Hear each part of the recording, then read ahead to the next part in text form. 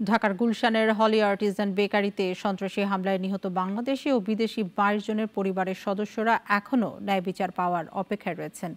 হামলা মামলায় 7 জনের ফাঁসির আদেশ হলেও আসামিদের আপিল ও রায় পর্যবেক্ষণের সাজা কমিয়ে 2023 সালে আমৃত্যু কারাদণ্ড দেয় হাইকোর্ট। তবে রায়ের বিরুদ্ধে আপিল করবে রাষ্ট্রপক্ষ। অলিউল রনির রিপোর্ট।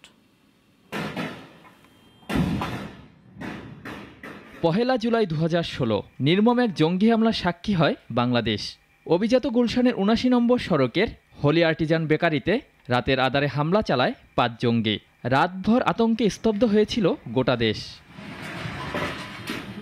18 জন বিদেশি নাগরিক সহ 22 জন নিহত হয়েছিল সেই দিন। নিহতদের মধ্যে 9 জন ইটালির, 7 জন জাপানের, 1 জন ভারতীয় সহ 3 জন বাংলাদেশি নাগরিক ছিলেন। 2019 সালের 27 নভেম্বর জঙ্গি হামলার মামলায় 7 জন জঙ্গিকে ফাঁসি ও 1 জনকে খালাস দেয় নিম্ন আদালত।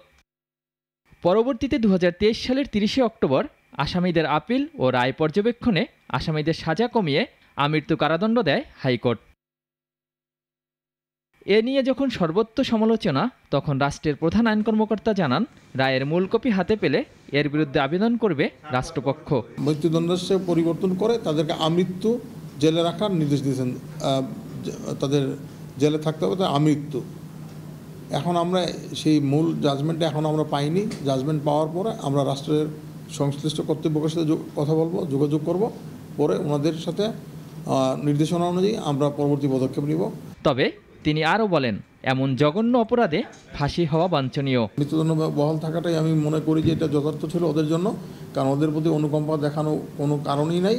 ওরা মানুষকে কতগুলো মানুষ, নিরীহ মানুষ, যারা বিদেশি মানুষ আমাদের দেশে সহায়তা করতে আসছিল, ওরা আমাদের ইনফ্রাস্ট্রাকচার ডেভেলপমেন্টের জন্য ওরা আসছিল, তাদেরকে বিনা কারণে সম্পূর্ণ নিরীহ কতগুলো মানুষকে, নিরপরাধ মানুষকে তারা হত্যা করেছে।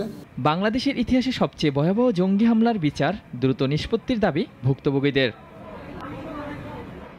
অলিউল রনি, নাগরিক, ঢাকা। ওয়ালটন ফ্রিজ কিনে অনেকের মতো আপনিও হয়ে যেতে পারেন মিলেনিয়াল। সেরা পণ্যের সেরা অফার।